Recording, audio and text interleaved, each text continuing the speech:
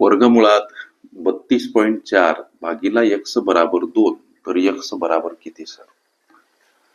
वर्गमूळ घनमूळ या घटकावर आधारित हा प्रश्न. लेकरांनो, प्रश्न कोणताही असो, प्रश्नातील केवळ 4 शब्द गुगलवर टाईप करा, प्रश्न सर्च करा, सापडतो. हा प्रश्न सुलभ करण्यासाठी इथं याला 2 राशी म्हटलं तरी चालते किंवा 2 पद म्हणा, गुणोत्तर स्वरूपात असलेले म्हणा, भागीला स्वरूपात असलेले म्हणा, या दोन्ही पदांचा वर्ग करू. आपल्याला सोपं रूप द्यायचं म्हणून आता इथं करायचं काय, मग वर्गमुळात 32.4 आणि भागीला काय आहे x हे, याचाही वर्ग करा, इकडे या 2चाही वर्ग करा.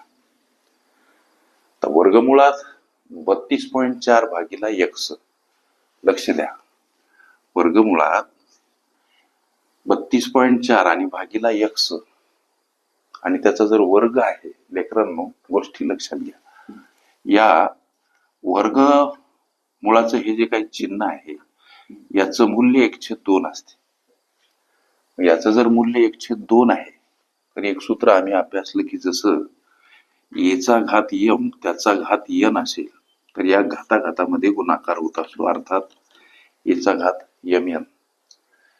म्हणजे 32.4 भागीला x या वर्गमुळाच्या चिन्हाचं मूल्य 1/2 आणि हा तो दुसरा घात, म्हणजे इथं घाताला घात काय व्हायला, कटा लागला लेकरांनो. समोर 2चा वर्ग काय 4, मग आता इथं राहिलं काय हो, तर 32.4 भागीला x समोर 4. गोष्टी लक्षात घ्या. आता 32.4 एकटे करा, या 4 कडे जाताना हे x गुणिला स्वरूपात. आता 32.4 कडे येताना हे 4 भागीला का मांडायचे सर? संख्या परस्पर विरुद्ध बाजूने जाताना एखाद्या पदासोबत गुणिला असेल, भागीला स्वरूपात मांडा. हा भाग म्हटल्याशी अंशस्थानी असलेलं दशांश चिन्ह घालवायचं, छेदस्थानी 0 घ्या. मात्र किती दशांश चिन्हानंतर एक संख्या म्हणून एकावर 1 शून्य असलेली एक तर 10 ही संख्या गुणिला घ्या किंवा या 4 वर 1 शून्य वाढवा, म्हणजे अंशस्थानी असलेलं दशांश चिन्ह गायब होईल. लक्ष द्या, हे अशा पद्धतीचं.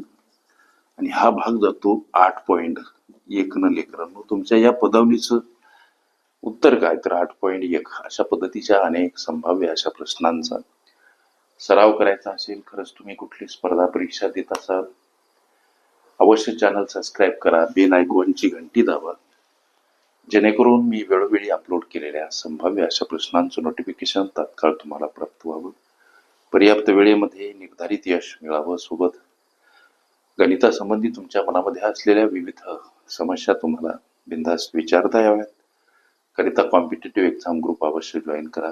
तिथं तुम्हाला दररोज असंख्य अनलिमिटेड भरघोस अशा संभाव्य प्रश्नांचा नित्य सराव करता येईल. वर्गमूळ घनमुळावरील क्रिया ही माझी प्लेलिस्ट अवश्य बघा. त्यामध्ये विविध स्पर्धकांनी विविध अंगांनी विचारल्या संभाव्य अशा असंख्य प्रश्नांचा सराव तुम्हाला करता येईल.